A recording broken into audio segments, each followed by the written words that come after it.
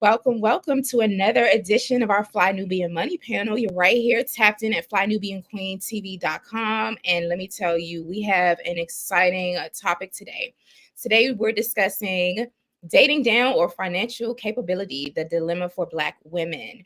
All right. So, welcome to Fly Nubian Money, where we help you master your mindset and maximize your money. I'm Jade, your host for today.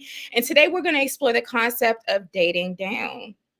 What is financially compatible with dating within your tax bracket? And we're going to talk about this through the story of Ebony K. Williams. She's the focal point today. Ebony K. Williams is a lawyer who made headlines for her comments about not dating a bus driver. Do y'all remember that? Um, she is now a single mother to be, welcoming a baby through IVF. We will discuss the financial, emotional, and social aspects of her story and how it reflects a broader trend where some Black women really feel they don't need men for their success and happiness or even to have babies, apparently in 2024. Joining me are a powerful panel of co-queens who will share their insights with us today. So we're joined by Laura Lala Key. She's an international real estate agent. We also have Athena Gardner. She's a CPA and women's wealth coach. We're also joined by Marlo Layson. She's a journalist and a TV producer. And last but certainly not least, we are joined by Minister Connie Spearman. She's an author and real estate agent. Greetings, ladies. Hello. How y'all doing? Great. Hello. Great. Yeah. Happy Friday. Friday. Listen, as y'all are coming in, let us know what city y'all are coming from. I'm in DC. Let's just do a roll call on the panel while the chat gets it together. We want to know what city and states y'all are hailing from. Miss Lala, where are you? Los Angeles, California. You're in LA, and I see you rocking that purple today. You said it was Prince Day or something? Yes, it's Prince's birthday. I got to honor him today. Awesome. So, okay, we got LA in the house. Minister Connie? I am from Pittsburgh, Pennsylvania. Pittsburgh in the house. Hey. Marlo, where are you? I am in Shreveport, Louisiana, but I'm always representing the 504. I am a New Orleans girl through and through. I know that's right. Hey, New Orleans. And hey, Shreveport. And hey, Biloxi, because y'all got those riverboat casinos down there that I love. And Athena, where are you hailing from? Representing Palm Beach, Florida. Palm Beach, Florida. I see we have Atlanta also in the chat. So listen, as y'all are coming in, make sure you hit the like button, make sure you hit the share button, subscribe button, all the buttons, all the good stuff. We're here weekdays at 1 p.m. Eastern time. I'm hearing a little bit of feedback. We're here weekdays at 1 p.m. Eastern time right here at flynubianqueentv.com. All right, let's get into it. Well, first of all, let me say this. Shout out to the sister, Ebony K. Williams. She's a mother to be. I think 2 years ago, she announced that she may try IVF. I read that in a People magazine article that featured her pregnancy. And so y'all can see that right here. So this sister is single. And she went viral, I believe it was last year. And this conversation went on for months about whether she would or would not date a bus driver. So let's take a look at that video to refresh our memories on this. And then we're going to jump right into the conversation about the idea of Black women dating down. Black women dating down. That is a thing. I'm just going to keep ad-libbing until the video comes up. Ebony said that she would date a bus driver if he owned a bus. Here we go. Would you date a bus driver? Would you date if he owns the bus? If he owns it. If he owns the bus. See, that's a problem. That's a problem. Okay. Because the standards and requisites, and I'm not talking about him laying on his sofa playing video games all day. I'm not talking about that. But the standards and the criteria that we use to measure men is off for who we are as women and who they are in this society. I would date a bus driver if he loved driving the bus, if he was a man of integrity, if he was good to his mama, if he treated me well, I would date a bus driver. But we think that it's another human being's responsibility to give us what we need instead of us building together. I can build with a bus driver. I'd have my little stash over on the side in my prenup but I could build with a bus driver. So I think some of the criteria that we look for in the reality of today keeps us unhappy, keeps us angry, keeps us imbalanced. And then when the men show up, we want to beat them up because they're not living up to our standards and criteria. And it's not working, beloved. It's just not working. What's up, y'all? Gerald. Of course, Gerald going to pop in and have something to say. It's like, I don't even know who he is, but shout out to him because men were so triggered by that conversation. Listen, I put it in the chat. Ladies, would you date a bus driver? That's in the chat. Meanwhile, let's go around yes or no real quick. Let's start with you, Minister Connie. Would you date a bus driver? Absolutely. I will. Absolutely. Okay, Marlo. Yeah, he's a full-time bus driver. He got benefits, retirement plan. He's planning for his life. He's getting up doing something productive. Somebody got to drive the bus. Yeah. Does he treat me right? I'm there. Thank you. Lala? If I was single, I wouldn't have a problem with it. Not at all. Danette. Oh, shout out to Danette Mitchell in the chat. She says yes. And Athena, would you date a bus driver? No. No. Okay. So listen, Ebony K. Williams was with you. She was like, does he own the bus? Right? Does he own the bus? But shout out to all the bus drivers out there. So now we're talking about this, right? This idea of women, Black women marrying down or dating down due to financial compatibility, right? Someone even say educational compatibility. What do you all think about this idea of financial compatibility and whether, you need to be evenly yoked with your mate? Y'all need to be making the same amount of money, or he should be making more money than you, or however you define that. Is that important in relationships and marriages? Let's start with Minister Connie. Yes, it's very important that you're equally yoked spiritually first, not financially. The Bible says that a man finds a wife, he finds a treasure. So we are helpmates. We are there when a man has a plan. We are there to help them to succeed. The late Dr. Miles Monroe said that you give a woman a house, she will make a home. If you give her a food, she will make a meal. That's what we do. So we don't have to be equally yoked financially. It's a good thing. I have been on both spectrum. My late husband was a professional. He was in a professional field. He was a pilot scheduler. He worked for U.S. Air.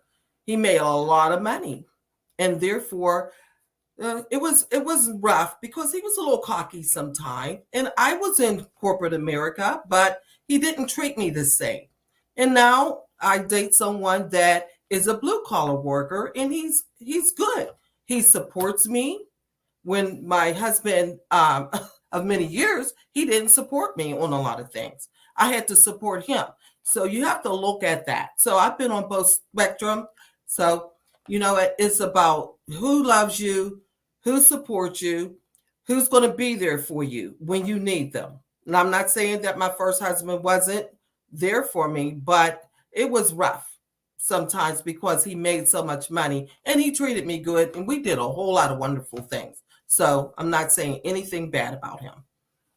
Great. Thank you so much for that perspective, Minister Connie. And I know that you said you're from Pittsburgh, and that is a real legit blue collar town. So shout out to all the blue collar workers in Pittsburgh. I know that is like a part of the culture, within the city, within this town. Miss Lala, your perspective of dating down or financial compatibility. What's your take on this? Well, I have to totally agree with Minister Connie about being equally yoked. You see, equally yoked spiritually is a lot different than necessarily being equally yoked financially. Now, of course, you all both want to be, you want to have your money and you want to be able to support the household. But if you're not equally yoked first, then it doesn't matter what he does. He could be a CEO of a multi-million dollar company. I know many people who have married blue collar workers, And, I don't see that as downgrade, because let me tell you something. Who you going to call in the summertime when the air conditioner is out? Those are the people that are making really good money. And just because you have a trade doesn't mean that you're dating down. I believe a lot of people have trouble finding helpmates and spouses because they involve so many other things first before they decide to meet someone spiritually. And that's because I think a lot of times people don't even consider, before they get married, going to therapy. Premarital therapy is a huge thing. So, put aside what exactly somebody does, because that doesn't really matter when it comes to you and him together doing something and building together. That's never been a problem with me. Thank you so much. And I like the way you answered the other question. When I said, would you date a bus driver? He was like, well, if I was single. So yes, shout out to Black Love in the building. Miss Athena, you said you would not date a bus driver, and I wanted to get your perspective on this, on the financial compatibility part, specifically from a financial perspective. What are the implications of dating within your tax bracket versus dating someone with a significantly different income level, or let's just put it out there, a lower income level? Okay, so before I say anything and before the men get upset and all this other stuff, I want to say that character comes first.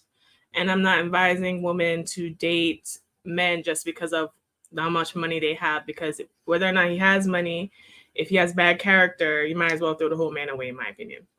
But I think we're underestimating the importance of finances within a relationship, especially when financial stress has been cited as a number 3 reason for divorce, and especially in the economic climate we're living in. And especially when you're looking towards raising a family, I think was CNN the other day that said, like, for the average household, two-parent household, to live comfortably in America now, you need like $200,000. So for me, especially as a single woman, especially as a woman in this day and climate looking for a family, I have to consider, can we even afford to have a family? Now, when it comes to relationship dynamics, and when the man makes significantly less, I'm not saying that he has to make, if someone makes 100,000 and he makes 80,000, that's not really anything to split hairs over. But if someone makes 100,000 and he makes 40,000, that can cause a lot of unpleasant dynamics within a relationship. I have dated a man who made less than me before, and while he was a great person, how a man feels about you making more than him is something that is not discussed a lot. And I find that men in those situations do not like it, and it wreaks havoc in a relationship that ends up dismantling it. So that's why I said, me personally, I wouldn't date a bus driver. Now, if there are other trades and blue collar trades like plumbing, electrician, HVAC, that can make significant amount of money, especially if they run their own business, that's a different thing. So it's not even like a class or blue collar, white collar. I think economic factors are important for us to consider and for us not to take lightly. Thank you so much. And just I'm going to go over to you, Marlo. I just wanted to throw out there, I'm in Washington, D.C., and so the public transportation service here is called Metro, and so the buses are Metro bus. The average Metro bus driver in DC makes $100,949 a year, and that's 26% above the national average. And so it says the Metro bus driver salary of $80,000 is around like the national average. So just wanted to throw that stat out there. Marlo, what's your perspective on this issue? Dating down or financial compatibility? What's important? Honestly, I don't even like the term dating down. Yeah. It doesn't give me what I need. It feels so elitist. But I have family members who drove buses in New Orleans. Public transportation was a big deal. Family members who drove streetcars. They went on vacations. They bought homes. They had, what seemed to be full lives. I understand not dating someone that is not, obviously, if he's a fast food worker and you are moving and grooving in your career, maybe that's not compatibility, right? But My partner is actually an entrepreneur. The summertime is his time to shine, like Lala said. This time of year when certain jobs are really popping, and we are equally yoked in all the ways that matter, right? And I like being with someone who's an entrepreneur who has the freedom to move how he likes to move. My schedule is crazy, and sometimes I can move and sometimes I can't, and he has that flexibility, and I love it. I think that everybody should do, as I say almost in every show, what's best for them, right? Like what's best for Ebony K. Williams is not what's best for me, because we're not looking at life through the same lens, right? Maybe if I were viewing life through the same lens that she does, I would feel differently. But having been married and not knowing about equally yoked and the importance of true compatibility, right? Not surface level or kind of aesthetic compatibility, but real true compatibility that gives a relationship deep meaning. Yeah, as long as he's doing his thing, as long as he's not looking at me, I'm not his mom, I'm not his benefactor. Get up and go to work and do your thing, and we'll meet in the middle where we need to. And if building is a factor for the future, we can do that together if we are equally yoked and moving in the same direction. I think sometimes people want to look up, and sometimes people want to be able to have conversation, right? Be able to say my significant other does this thing or that thing. Or maybe some people, like I said in a previous show, want to show on social media what their life is, and put their relationship on display, kind of thing. And if that's what your thing is, then you should move in accordance to what makes you tick. But for me, as long as that person is working hard and contributing, I feel like I'm the best at what I do. My guy feels like he's the best at what he does. He's the best at it in this area, and that matters to me, even more so than the money, because the reputation that's built brings the money. Mm-hmm. Absolutely. Thank you. Thank you for that. Listen, I'm looking in the chat right now, ladies. So we have Atlanta's in the house, Palestine, Texas is in the house. The rest of y'all, let us know where y'all are from. You're tuned in to this panel. We're right here at Fly Nubian Queen TV. This is Fly Nubian Money, and we're here weekdays at 1 p.m. Eastern Time. If you want to be alerted to when we do go live, what the topics are for today, when we have special offers, definitely text the word Queens with an S, Queens, to the number 87948. That's 87948. Listen, there are some queens, some sisters in the chat that are saying yes, they would date a bus driver. Now, there's a brother in here that says, F that, my dad drives a bus and makes good money. Shout out to your dad. You said that's why black men isn't dating y'all in America. Okay, well, I've never had an issue with getting or keeping a black man, but shout out to you, brother Yusuf, Yosefu. So my intention says, yes, I would date a bus driver. We're all adults. I'm questioning why this conversation is even happening. Well, this conversation is happening because there's a sister by the name of Ebony K. Williams, and she was involved in this conversation last year. And she said she would not date a bus driver. She wanted a man that was, financially compatible with her. I'm not sure. I guess she didn't find him because right now she's expecting, and God bless her and her child. She's expecting. She went through IVF, in vitro fertilization, and she got a sperm donor, and she's about to be a single mom. So that's why we're having this conversation. And we're also having this conversation because many Black women who are looking for love, right, that have their own businesses, that are of higher tax brackets, that have many letters behind their names or degrees and such, are running into this issue. Many of them are saying that this is an issue. And so that is why we're having this conversation, because right here at Fly Nubian Queen, we have intelligent conversations that impact Black women and Black men, and especially the Black family. So shout out to you, Intentions, for joining us. Shout out to your man. You said your man is an electrician, most amazing man you've ever met. That's all that matters. Absolutely. Character does matter. So y'all keep those comments coming. Shout out to Philadelphia. I'm a Temple University graduate. Shout out to Suffolk. We see Seattle, Washington is always in the house. And Terry says, date a non-Black man. All right. Okay. So Lost my train of thought with that one. As for me, I will only be dating the black man, but shout out to everybody. Danette Mitchell says, shout out to Danette. Hey, girl. She says, my husband of 45 years is a retired postman. He had excellent benefits and made lots of money on the side. He sold real estate and earned enough for us to purchase rentals.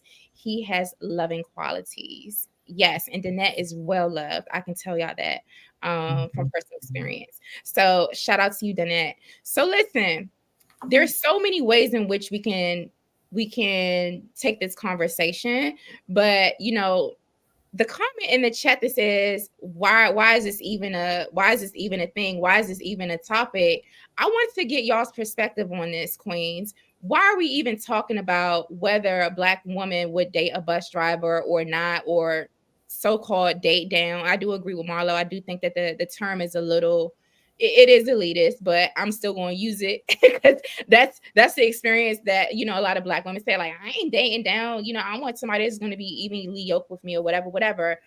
Why do you all think, queens on the panel, this is an important topic? Why did you opt into participating in this topic today? Let's start with Minister Connie. I think it's very important to have this conversation. I hear this a lot, that black women don't want to date down, or they have their significant other has to make a certain amount of money, and they're not looking at being equally yoked, the quality of the man. Is the man a cheater? A lot of men that make a lot of money, a lot of them are cheaters because they feel that that is their obligation to have all these women. I've seen it. I have 5 brothers, and they all make really good money. They're entrepreneurs. They are not always the best ones to date. So I feel that if that man loves you and he has great qualities, you can make it. You're supposed to build together.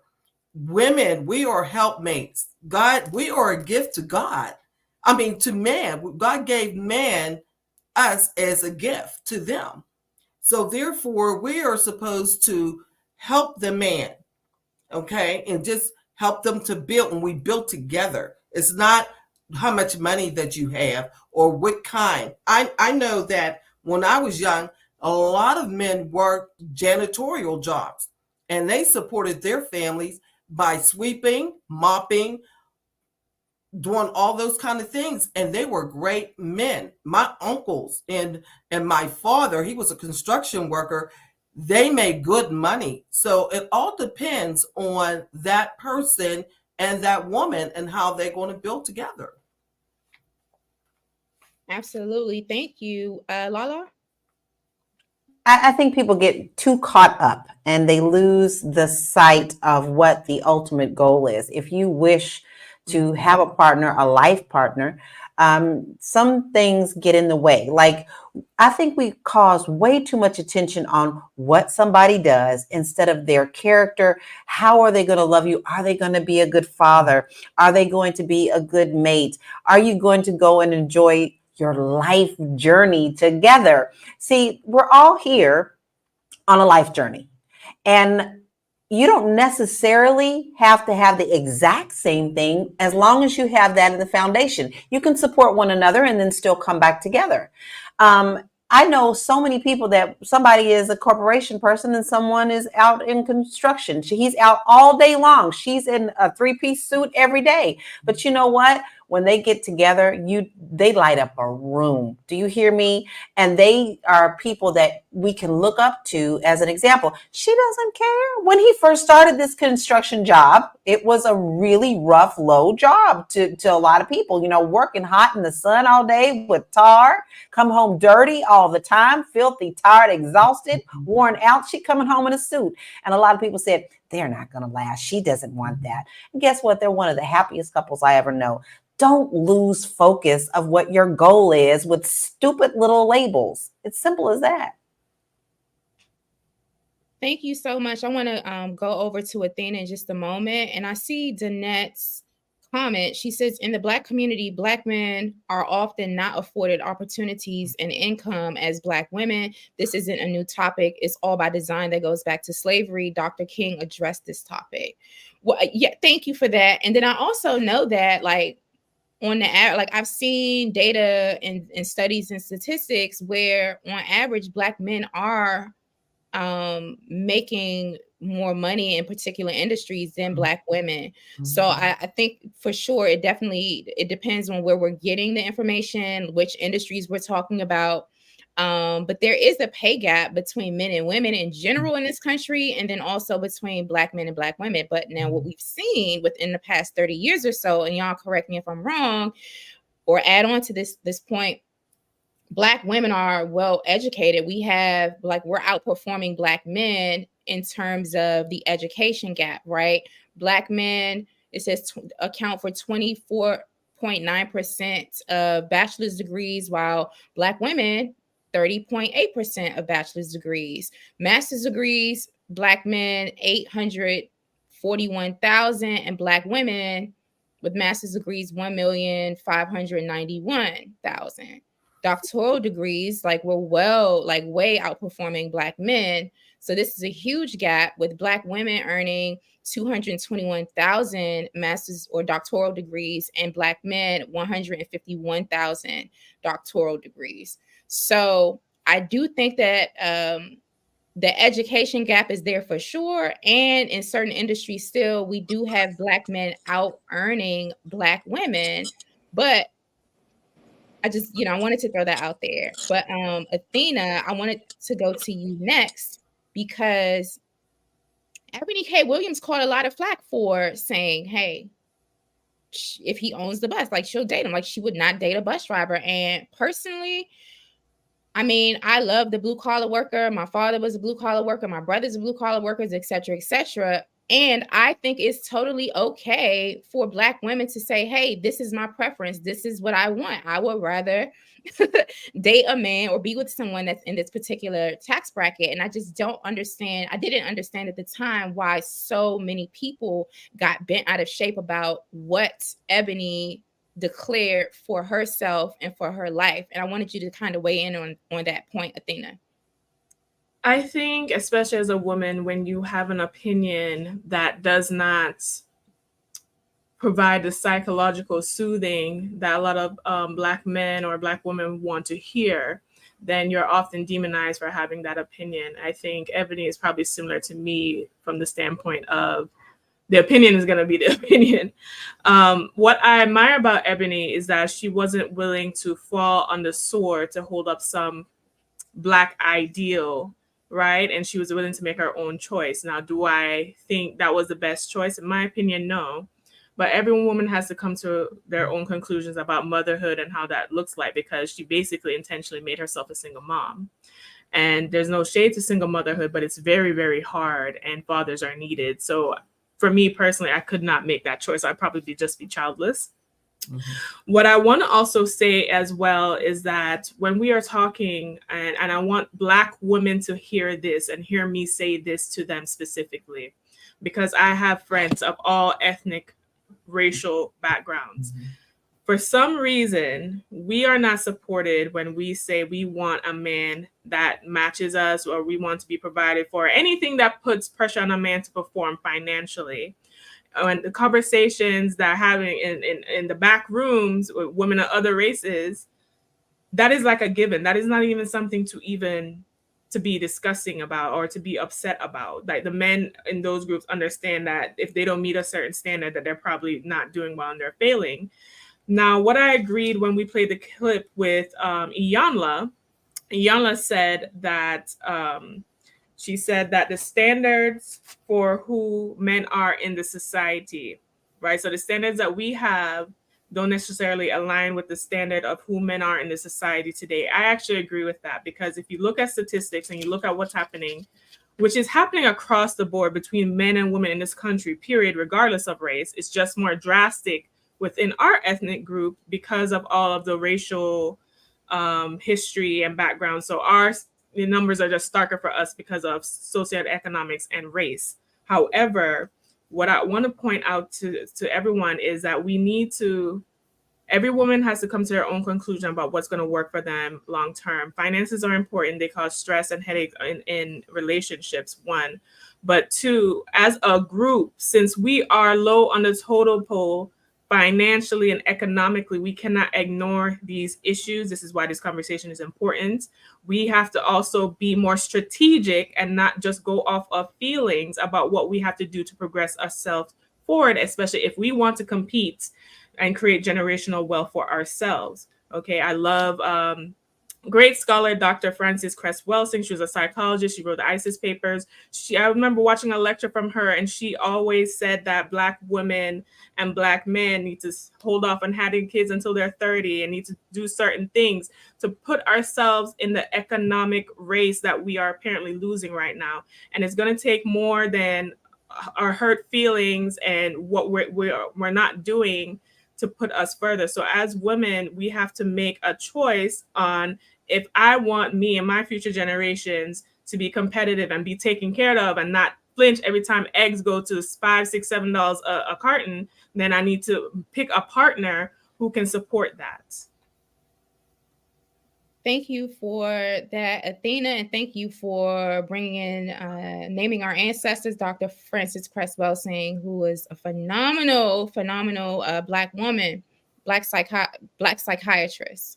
All right, so if y'all are just tuning in, we're having this conversation about dating down or financial compatibility, the dilemma for Black women. We're looking at this through the lens of our sister, Ebony K. Williams. She recently announced, and she did a whole spread in People magazine, that she is pregnant through IVF. She recently went viral in a video stating that she would not date a bus driver. And so right now we know that she's an attorney and she's about to be a mom. And I want to say congratulations to her. But we're looking at the wider implications with this in the Black community. So if you all are just joining us, welcome to the chat. Let us know what city you're coming from and let us know your opinion on the topic. Is it more important to be financially compatible with your partner? Or is this idea of dating down okay? Or is it not a thing? Is it problematic? We want to hear from you. We also invite you to visit our website, flynubianmoney.com. That's flynubianmoney.com. There's a wealth of resources over there. And be sure to text the word Queens to the number 87948. That's QUEENS. Don't forget the S, to the number 87948. And that way you'll be notified when we do go live, when we have special offers, free giveaways, and all types of good stuff. So our panels are here weekdays, Monday through Friday, that is, at 1 p.m. Eastern Time. And today we're joined by Laura Lala Key, Minister Connie Spearman, we have Athena Gardner, and we have Marlo Layson with us. And I am your host, Jade Harrell. All right. So, Marlo, wanted to get your take on the media's portrayals of elitism. Do you think that the media's portrayals of elitism and dating standards influence public perceptions and individual choices when it comes to dating? I think you can't exclude it, right? It's not the end all be all, but I think that good programming on television, in a film, on social media is going to compel the end user, right, the viewer, to relate to the character, right? So if we're watching Being Mary Jane, if we're watching some Tyler Perry movie where, you know, the heroine can't get her life together and she's just such a high performing person, but here she is, she can't get a man, poor little damsel. People are going to relate to that, right? You may not be Gabrielle Union's character in Daddy's Little Girls, who can't find who can't find companionship, right? And she keeps dating. You may not be her as far as like being an attorney and being this high-powered professional, but you may relate to her in other ways. And I think that you can't ignore the relatability factor, right? Another thing that you can't ignore is the criminal justice system. So when we look at those stats about education and how much money people make, being incarcerated is a barrier to education, right? If you go to prison, if you are a young male figuring out your life in certain pockets of this country, and you go to jail at 16, 17, depending on the state, that's going to be an adult felony arrest, conviction, whatever the judicial outcome of that is, right? But that's a barrier. That's a barrier to housing. That's a barrier to work. That's a barrier to education. And I think that we can't ignore the fact of who occupies prisons at the largest rate in the United States, right? As a person who works in media and write about crime and legislation all the time, I think that in the interest of public safety, sometimes we let things happen that are detrimental to our community.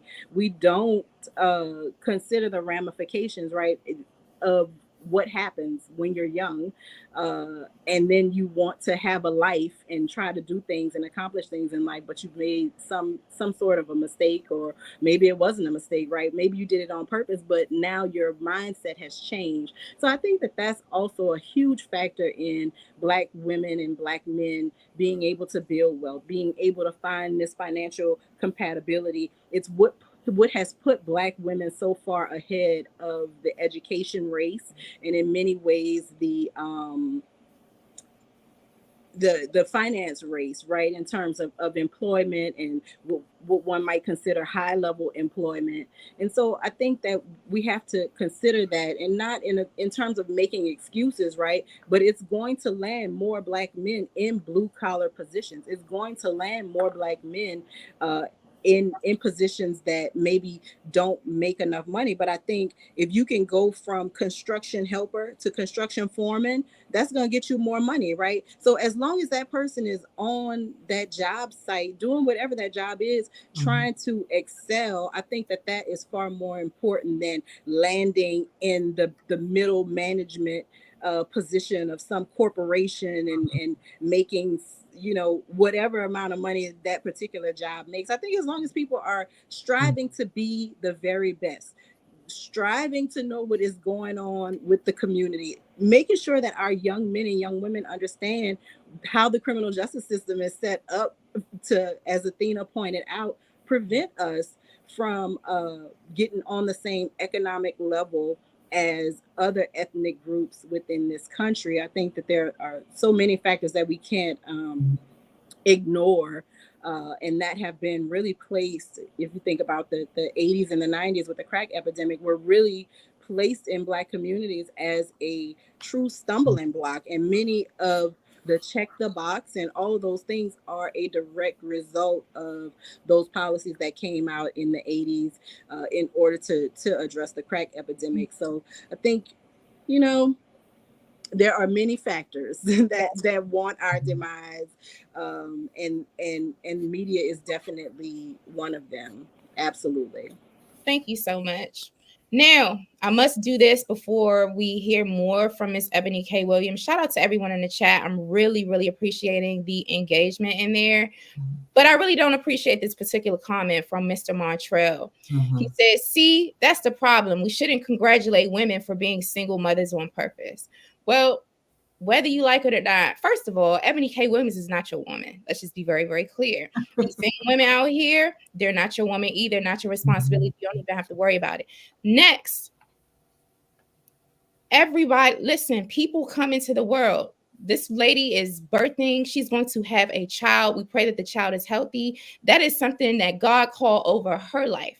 That is between her and her maker and her child. And so anytime I see a Black woman or people, having children, I bless them. And like, I'm just going to bless you right now, because whether she's a single mother or not, she's taking on the responsibility of motherhood. It is the divine calling over her life. And we pray and we wish her well. You don't have to like it, but that's just what it is. But since we have Minister Connie on the line, if you would like to offer some words of prayer for this idea that we should shun Black women who are single mothers, or shun these children who are coming into the world without two parents, I would love to hear you bless us with that. Yes. God bless her. I believe that I was a single parent. My son's father died very young, and I ended up raising my son pretty much by myself. So kudos to single mothers, because I was one, like I said. I believe that what she's doing is really her business. You got to watch the blood. My mother used to say all the time, watch the blood. And that means you don't know what's in that bloodline. So that's a little scary there for me. Also, when a child, God made it for a mother and a father, that child is going to want to know who their father is at some point of time. So that's going to be an issue that she's going to have to deal with. But most of us that have children that have a mother and father, and that's a good thing for a child to have both parents. But if you're single, you just do the best you can. Pray over your children. Ask the Lord to keep them, watch over you, give you what you need. I know at one time I have a son. I had to put him into like military things to teach him the things that I couldn't teach him, or my brothers will help me teach him things that a man needed to teach my son. So therefore, it's nothing wrong with being a single parent, not at all. But God bless her, kudos to her, and I hope that she has a successful delivery, and that she will raise her daughter or son to be who they need to be. And that's all I could say about that. That's a scary place for me to be in, as not knowing the blood of that person that she is going to birth this child with. Right. It could be a white man. It could be a bus driver. I don't know. But either way, the child is coming and she is going to be a mom, and we do bless that. I don't know if Lala has anything to say as we're queuing up the video, because I do want us to hear more from Miss Ebony K. Williams. But go ahead, Lala. I have to agree once again with Minister Connie. Listen, there is nothing wrong with single motherhood. You never know how a woman ends up being a single mother in the first place, and neither is it your business. Okay. All you need to do as a sister is to help uplift her and to help her be a better mom herself, because sometimes we all need to lean on one another. But I do believe that she is going to be facing a challenge when the child gets older, and they're going to want to know who their father is. So she does need to incorporate that into the raising and the rearing of her child. And I say that because I was given to my aunt to raise as a young child because my birth mother got into some trouble. Okay. So she needed someone to stably raise me. Thank God she had the wherewithal to give me to an aunt who would love me like no other. So my aunt to be is my mama. Always will be. You can't tell me otherwise. But as I was growing up, I still wanted to know, who is this lady that gave birth to me? That is something that you're always going to have to face when that parent is not around. So I bless her on her journey. And I hope that she does take into consideration that it is going to be something that she's going to have to tackle. Because no matter who you are, you still want to know who you come from. Absolutely. Yes, thank you so much. So right now we're going to hear more from Miss Ebony K. Williams, and of course this was pre-pregnancy. Pew Research said that women are now out-earning men yes. in 22 of the largest cities in America, including where I live, New York, DC, LA, you name it. When we talk, and I know that you've said that you cannot teach a man or tell a man how to be a man, so I will not ask you to indict men in this question. But I do want you to speak, Ayanla, to how women need to, position ourselves so that we can be in our divinity, so we can have our crowns right, how we can create and not build, when some of us, quite frankly, feel that the men that are available to us, and I'm talking about across the color spectrum, across the age spectrum, trust me, I've done them all, they are not positioned to protect nor provide because of some of the statistics we just talked about. They're not earning the incomes. They're not having the resources, and some of them are not even showing up in the leadership. Would you date a bus driver? Would you date if he owns the bus? If he owns it. If he owns the bus. See, that's a problem. That's a problem.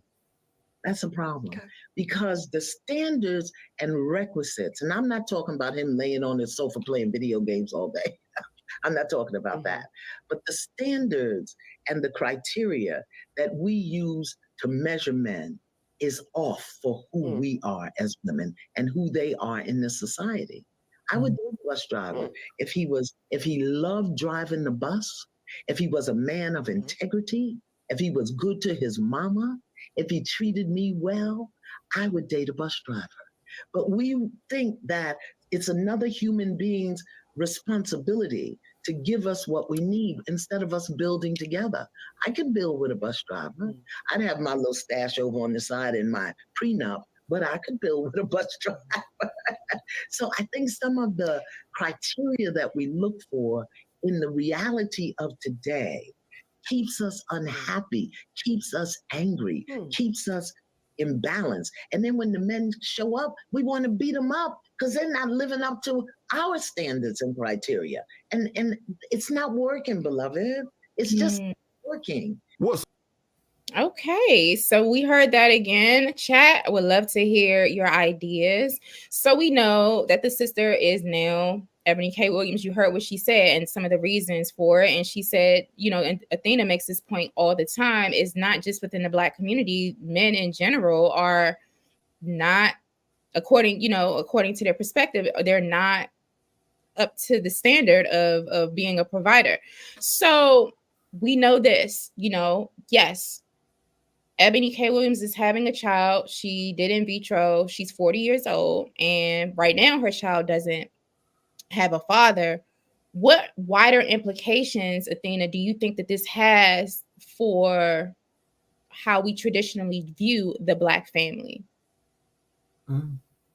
Well, I think the situation with Ebony is going to be polarizing because we already have such high rates of a one-parent household within the Black community. And while I do appreciate a woman taking her destiny into her own hands, I'll be remiss to say that I'm excited that she basically signed up for single motherhood. I am not, because I always think of the child, and I think children tend to do better when there are two parents, one. And then the other aspect of it is that single motherhood is hard. Okay, single motherhood is hard. I've seen a lot of women who are single mothers and why they do their best. It's a tough feat, and they also get scrutinized a lot, and they don't get the support that they need. So to sign up for that out the gate through having the baby on your own, I'm not someone that really supports that. And I think it's going to cause a lot of friction within the community as we see people scrutinize online because she basically put herself in this position. While she has, what I will say is at least she's financially stable. She can give the child a life that is prosperous. And hopefully she has some male mentors, because what I also don't want to put out there is that to reduce the value of men in a child's life, a man and that masculine energy is so important to provide stability and security and self-esteem within a child. So I'm hoping that she, whatever her plan is, obviously we don't know her business. I'm hoping that she has identified, especially some male support to contribute towards the well-being of that child. But I would, as also from a financial perspective, generational wealth is important, and it is hard for us to advance as a people with single parent households. I think marriage as an economic vehicle is very important as we look at ourselves, our lives, and what we want to contribute and advance in the Black community. Thank you so much, Athena. Lala, would you like to comment on that? This idea? Yeah. So sometimes I feel like I'm going to come up out of my seat. Listen, women can do whatever they want to do. Okay, they can. We can. We know that sisters can be very strong, but I honestly feel that this young lady needs to also take a hard look at herself, because you see, when you're not attracting what it is that you want, you need to take a hard look at yourself, because you may be putting out the wrong energy. You may be blocking your blessing with your own energy and your own limiting thoughts. And I think that she has a lot to offer, but you know what? That's not to say that a bus driver can't offer the same and still treat her as the queen that she wants to be treated as. So while I don't condemn her for her choices, none of my business. Not worried about it. I am worried about the child as being a part of the community, and also her mind frame, because now what is she going to teach this child? You see, this is a cycle. So if she has a little girl, it's the same mindset that she's going to teach this little girl. Or what is she going to teach him if he's a little boy? You know, like, you have to think about these things as a whole, not as just little tidbits. So I do have some concerns. Now, first of all, I don't really watch her. I just don't get into that kind of drama. But her whole body language when she was talking was like, no, like it was just like impossible for her to conceive this. Well, baby girl, you just might have blocked about 5 or 6 blessings with the attitude that you have. Wow, thank you for that. Listen, if y'all are just tuning in, you are right here tuned into our Fly Nubian Money panel. We're here weekdays at 1 p.m. Eastern time, right here at FlyNubianQueenTV.com. Definitely text the word Queens with an S to the number 87948. That's Queens, Queens, to the number 87948. That way you'll be notified when we are live on the platform and when we're having intelligible conversations such as this. We're with Miss Laura Key, Minister Connie Spearman, Athena Gardner, and Marlo Layson. And we're talking about dating down or financial compatibility, the dilemma for Black women. And we're looking at this through the lens of Ebony K. Williams, who is now pregnant. She's expecting a child, and she went through in vitro, and so she will be a single mother. And she went viral last year for the video clip that we just showed. Whether she would date a bus driver or not, she said she would not date a bus driver. I do want to go over to Marlo. My question is, because right now in the conversation, you all were talking about the implications that this has on the Black family. If it becomes a trend that more Black women are opting into freezing their eggs and doing in vitro fertilization and having Black children without Black men, do you think that this could potentially present a dilemma to the Black family and the future of the Black family? What do you think, Marla? I think it kind of discounts it, right? But before I get into that, I want to say Lala took my thought as we rewatch that clip and we see Ebony K. Williams, her body language and what she's saying. And she said she's dated across all the spectrum. So man, you've dated across every spectrum and you haven't found the person. I've always been taught that maybe it's not them, as you, right? If everybody doesn't meet the muster, maybe it's because there's something going on with you that needs to be checked. So I definitely wanted to reiterate Lala's point because the second time we watched it, it popped up. But in terms of the in vitro thing, I think everybody should be allowed to, God bless you if you have the means, because this is not cheap, right? To circumvent the most natural way of becoming pregnant, which is through intercourse, right? It's not a cheap process to have in vitro. Typically, people don't get pregnant on the first go around with in vitro. So it's not only financially taxing, it's also mentally taxing, right? And there's something in it about saying, I did this on my own, right? I built my own wealth. I built my own career. I built my own persona and mystique. And I built my own child, right? Independently of anyone else. And I think that Black women, to our credit and our detriment, we've taken on that strong role, right? To the point where those of us that work in corporate, if you work in a corporate environment as a Black woman, especially if you're on a higher level of the corporate rung, you learn to temper who you are naturally, because we can be conceived as being angry, emotional, all sorts of things, right? People don't want a Black woman's emotions spilling out into the public forum. And so when we look at all of that, I think God bless her for doing it. But I hope that, I think maybe it was Athena who said, I hope she has strong male figures around this child, right? I hope she's in therapy so that whatever the blockers are that have her feeling like she can't find a compatible mate, hopefully she's not perpetuating that, right? I don't know who Ebony K. Williams' parents are, right? But I bet we could probably look back generationally, maybe 1 or 2 generations, and kind of see where this started. This train of thought kind of started forming, right? Of being independent, taking the role on yourself. I can do it all myself. You can do it all yourself, but at the risk of the detriment of whom, right?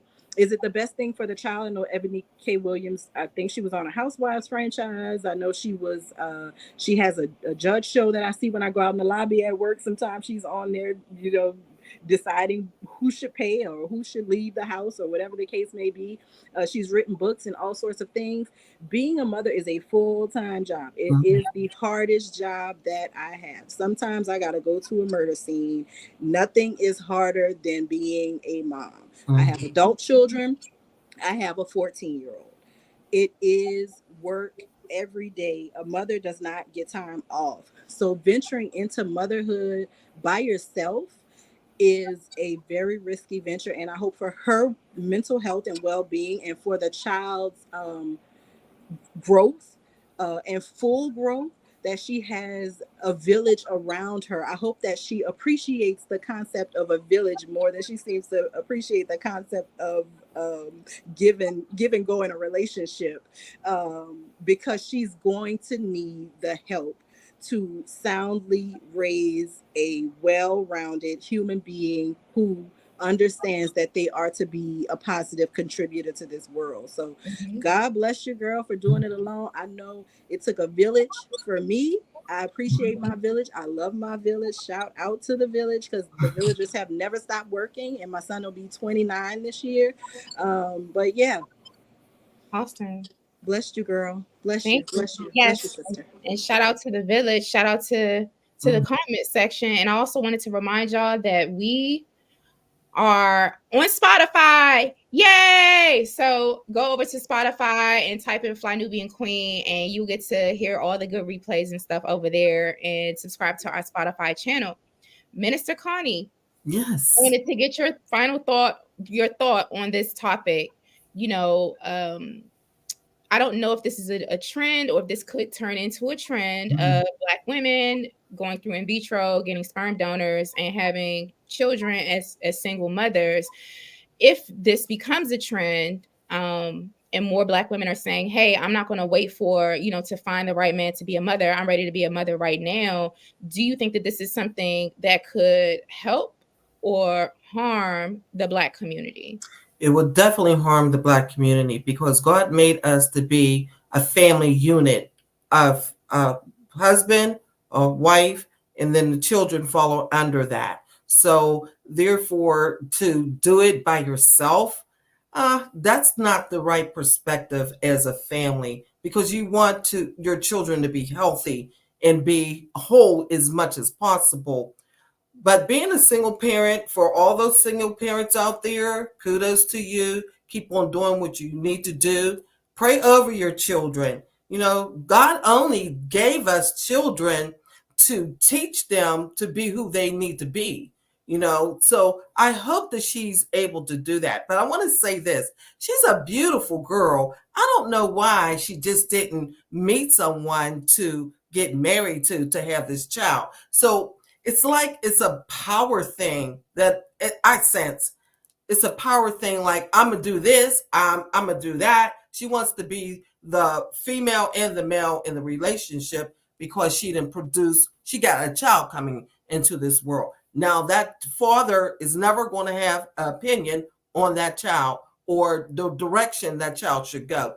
And I don't think that's right. But so I hope that will not be a trend and that this will continue. That is her business. Kudos to her. But I hope it's an isolated thing and that the Black female will not go that way. Thank you so much. So we're gonna that was powerful. That was powerful, Minister Connie, because there is a masculization of Black women happening, and I definitely see the feminization of Black men as well. And I know that when we have Black men and Black women in our respective gender roles, then it creates a nice balance and equilibrium. That is my personal opinion. But yeah, there seems to be a lot of masculine energy and perspective in terms of her body language and the attitude about being cooperative with males. So, but either way, shout out to her. As you said, I definitely do want to go around and get your final thoughts, ladies. Let us know your biggest takeaways, words of advice on this topic, as well as where we can find you and where we can follow you. And let's start with Miss Athena. Okay, so my final thoughts are this. There was a comment made about why Ebony couldn't find a man or that situation. And that's a lot of scrutiny that most professional Black women endure. What I will say is this: 6% of Black adults make 100K or a year. Okay, let me repeat that: 6% of Black adults, US Black adults, make 100K a year, which means that if Ebony is looking for a man of her earning potential, she is swimming in a very, very, very shallow pool to begin with. So it's almost like trying to find a needle in a haystack. And I think that explains, outside of the financial aspects, other compatibility issues as to why she may have not been able to be successfully partnered. What I will say is this: regardless of your financial status as a woman, status of your partner as a woman, you also have to pay attention to your own. Mhm. And if you need help or assistance with that, you can find me at wewealthwomen.com. I am Athena. I'm a CPA and women's wealth coach, and I help women level up financially. Excellent. Thank you, Athena. Lala? Well, my final thought is this: wherever you go, there you will be. So sometimes you need to take self inventory of yourself. And one thing that I was taught, from a wee one, whatever it is that you do in your life, do it to the best of your ability. If that means you're a janitor, be the best janitor that you are. If that means you're the best if you're a CEO, be the best CEO. Never put someone else down for what they're doing in their life if they're being the best at it. Because we all have this beautiful life journey that we have to live in. Really, in a blink of an eye, the time that we spend here is not much. So enjoy every minute of it. So blessings to her and her baby. I hope that she does have a great community. God bless her on that. And you can find me very simply at bit.ly/Laura Key Info. Excellent. Thank you so much. Marlo? In closing, I'd like to say again, to each his own. If it's what makes you happy, I don't like the idea of lumping everybody into one group. You've had a bad experience. Say I've had a bad experience. This has been my experience, and also to echo Lala, be the best. That's what I teach my kids every day. Be the best. Give 100%, 110%. Don't slack. Right. Push yourself to achieve everything that you want, and everything else will fall in place, right? Or at least that's what I believe. And people can find me in the journalistic streets. If you read about politics on a national or a statewide level, I also write about community interests, and I feature Black people that are doing great things throughout the state of Louisiana. You can find me on Instagram. I am Olram Marlowe. That's my last name. That's my first name backwards and forward, or by my name, Marlo Layson, journalist, anywhere in the internet. Excellent. Thank you. Minister Connie? Yes, you could contact me at ConnieSpearman.com or on YouTube, Minister Connie Spearman. Any final thoughts or words of wisdom you want to leave us with? Yes. The thing is that we all are accountable for our lives, and therefore live it out loud without saying a word. Life is short. We're only here for a very short time, but after this life, hopefully we'll have another life to go on to when we leave this earth and go and live with the Lord Jesus Christ. So just do the best you can while you're here. Be the best person that you can be. And God bless you. Thank you. And I am Jade Harrell. I'm an educator and an activist and organizer. I do coaching for activists, organizers, philanthropists, and Black businessmen and women that are interested in serving in the Black community and getting involved with activism. So you can go over and check us out at highblackesteem.com. That's highblackesteem.com. My final words are that, everyone is empowered to make their own choices, and everyone has their own contract with God, their maker, and the universe. And quite frankly, it's none of my business. I like to look at trends and things that impact the Black community. But my biggest takeaway is just to bless people on their path and to wish them well. And so I want to bless Ebony K. Williams and her child and her path, as well as other Black women that may find themselves in similar situations. And that is my biggest takeaway. I want to thank you all for being great panelists, for being great subscribers and people in the chat. You tuned in with us. You stayed and you rock with us for a full hour. Again, this is Fly Nubian Money, and we're here on weekdays at 1 p.m. Eastern Time at Fly Nubian Queen TV's YouTube channel. Be sure to text the word Queens to the number 87948. That's 87948. Text the word Queens, and that way you'll be notified when we do go live. Go over to Spotify and subscribe to Fly Nubian Queen over on Spotify. We would love to have you there. There'll be exclusive content and things over there too. And visit our website, flynubianmoney.com. And until next time, we'll see you during our next Fly Nubian Money panel. Have a blessed day, ladies. Thank you, Queens. Y'all take care.